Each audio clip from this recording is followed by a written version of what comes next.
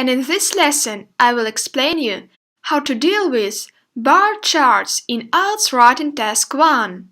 So, in this lesson you will see an example of a bar chart question in IELTS Writing, learn a Band 9 answer structure, write each paragraph of the ideal answer together, and learn some useful vocabulary. So, here's an example of writing Task 1 question with a bar chart. You have a bar chart and you have a question card with some basic information about your chart. The first thing you need to do is to read this information attentively. Let's do it together. The bar chart shows the divorce rates into European countries from 2011 to 2015. Summarize the information by selecting and reporting the main features and make comparisons where relevant. Now let's look at the bar chart. What we can see? The name of our chart is Divorce Rates in Finland and Sweden. Down the vertical axis we have the percentages, and along the horizontal axis we have the years. Also, we can see that the information is provided for two countries. We've got Finland in blue and Sweden in red. That is our bar chart. And when you have familiarized yourself with the bar chart, it's time to start writing the answer, following the Band 9 answer structure. And here is the Band 9 answer structure for IELTS Writing Task 1. By following this answer structure, you can easily get Band 9 for your answer. So let's study it together. Your first paragraph is an introduction. In this paragraph, you should introduce your chart to the readers in 1 or 2 sentences. Then, you should write an overview paragraph. In this paragraph, you should describe some general trends and features of your chart.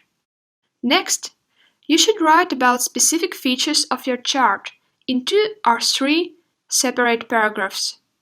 And don't forget that your goal in IELTS Writing Task 1 is to describe the presented information in a very clear way, not to give your personal opinion. So don't write a conclusion in Task 1. Now you know the answering strategy, so let's start writing our Band 9 answer. And our first paragraph is an introduction. The introduction is 1 or 2 sentences where you simply paraphrase the information from your question. You should mention 2 things in your introduction: what your graph shows and for what period of time.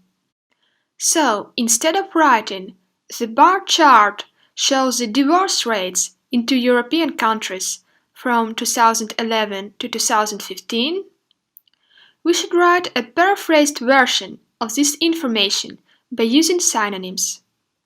And here is how I wrote it. The bar chart provides information about the percentages of divorces in Finland and Sweden between 2011 and 2015. You can notice that I did not change the name of the chart, and you should never change the name of your graph too. Remember, table is a table, bar chart is a bar chart, and line graph is a line graph, so I kept the bar chart.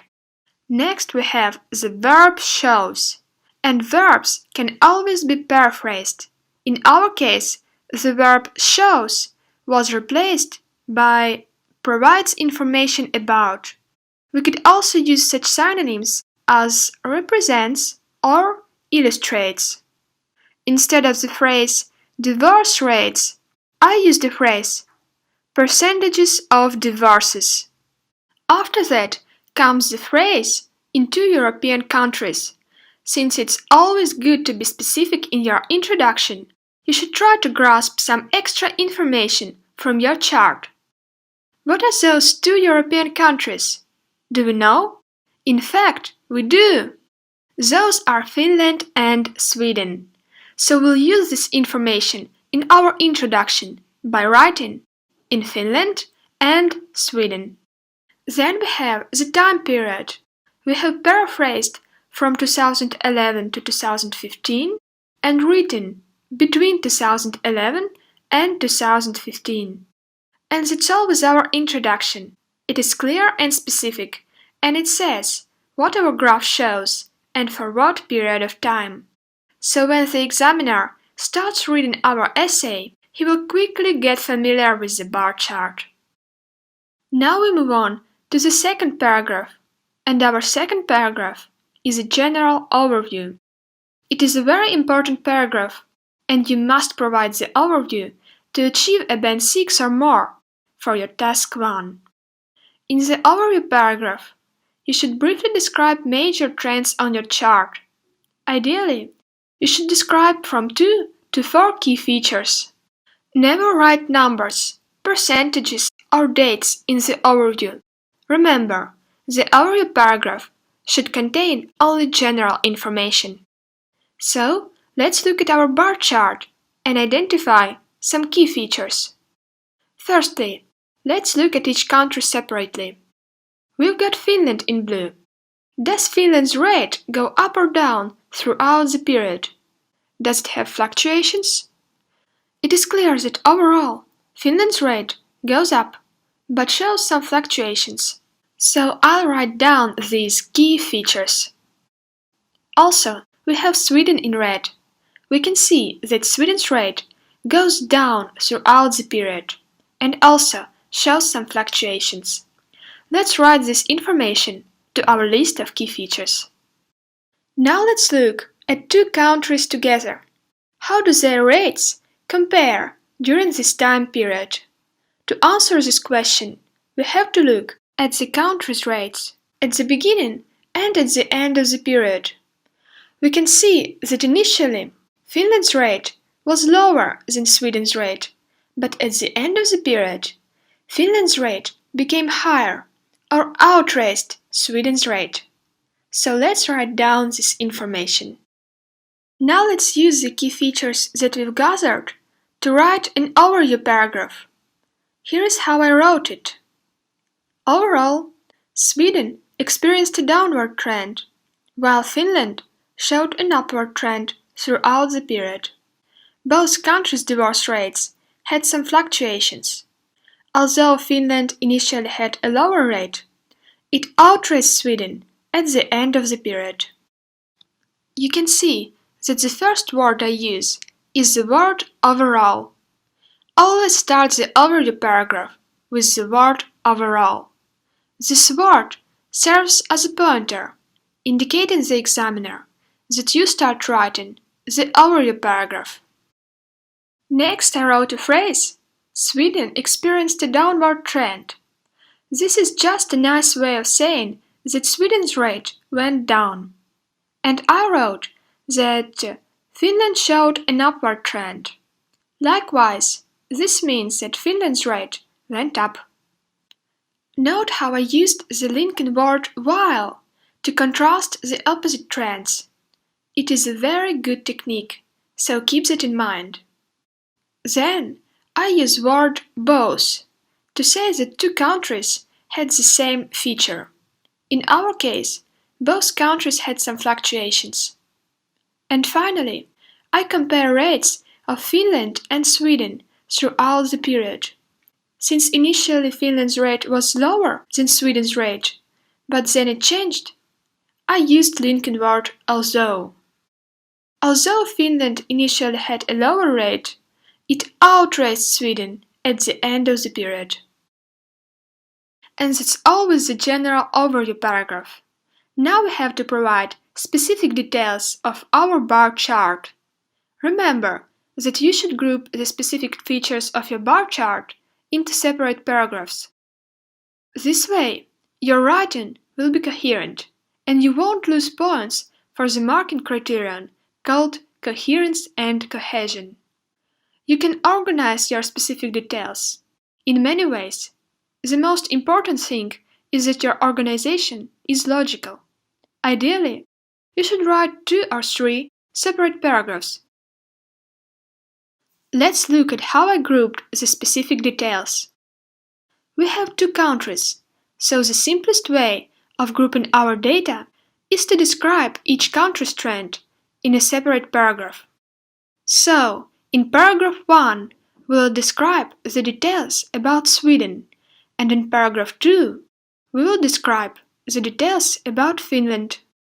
When you are given specific features, you have to write numbers and percentages and include as much details as you can. And here's how I organized the paragraph with Sweden-specific details. Sweden's divorce rate was about 45% in 2011, being higher than Finland's rate by approximately 8%. Then, it rose to almost 50% in 2012.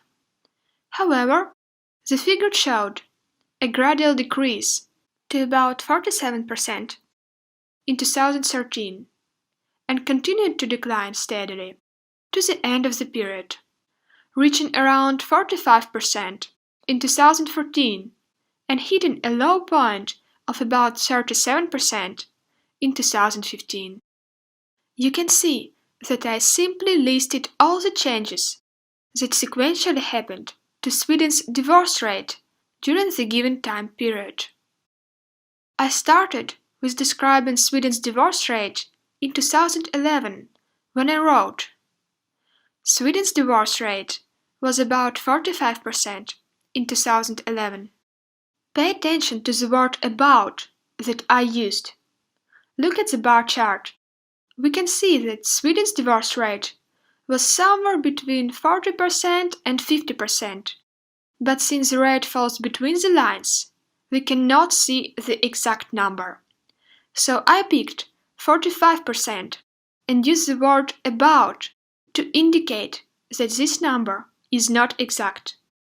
It would be incorrect to write Sweden's divorce rate was 45% in 2011, so do not throw away the word about. Then I compare Sweden's rate to Finland's rate by writing Sweden's divorce rate was about 45% in 2011, being higher than Finland's rate by approximately 8%. Again, I use the word approximately because we don't know the exact percentage of difference. In the next sentence, I describe Sweden's rate in 2012. You can see from the graph that in 2012, Sweden's rate became higher, so I wrote, then it rose to almost 50% in 2012. Look at how I use the word almost. The rate was very close to 50%, but it did not reach this number, so I wrote almost 50%. It is a very nice technique. And the last sentence in this paragraph is dedicated to Sweden's decreasing trend at the end of the period. We can see that during the last 3 successive years, Sweden's rate had been decreasing. So I combine this information in the last sentence by writing, however, the figure showed a gradual decrease to about 47% in 2013 and continued to decline steadily to the end of the period, reaching around 45% in 2014 and hitting a low point of about 37% in 2015. The linking word, however, is used to emphasize that Sweden's rate changed in opposite direction, from increasing to decreasing. Also, you can see that all the percentages I indicated are not exact, so I used words around and about. And finally, pay attention to the expressions that I used, hitting a low point of about 37%. When graph hits a low point of X%, it means that the graph reaches its lowest number. And this phrase is a great way of indicating what was the graph's minimum and in what year. That's all with our first paragraph with specific features. And now we move on to the second paragraph with Finland's specific features. And here is how I wrote it. Percentage of divorces in Finland was less than 40% in 2011, and it decreased in 2012, when about 1/3 of marriages in Finland ended with a divorce, as opposed to almost a half in Sweden. However, the figure experienced a steady growth during the next 2 years. It rose to approximately 39% in 2013, then increased by around 3% in 2014, and remained steady for the next year, outracing the rate of Sweden. Just as well as in the paragraph with Sweden's specific features, I organized this paragraph by listing changes that happened to Finland's rate from 2011 to 2015. So, in the first sentence, I described Finland's rate in 2011 and 2012, when it was decreasing. Then, from 2013, Finland's rate changes in opposite direction. It starts increasing, so I start the next sentence with the word however and say, however, the figure experienced a steady growth during the next 2 years. In my last sentence, I describe the changes that happened to Finland's rate from 2013 to 2015 in detail. You can see that I use words approximately and around to show that I describe percentages, which cannot be told exactly from the graph. Great! That's all with our second paragraph with specific features. So, we have finished our Band 9 answer. Now you can look at the whole answer, with all paragraphs put together. Thank you very much.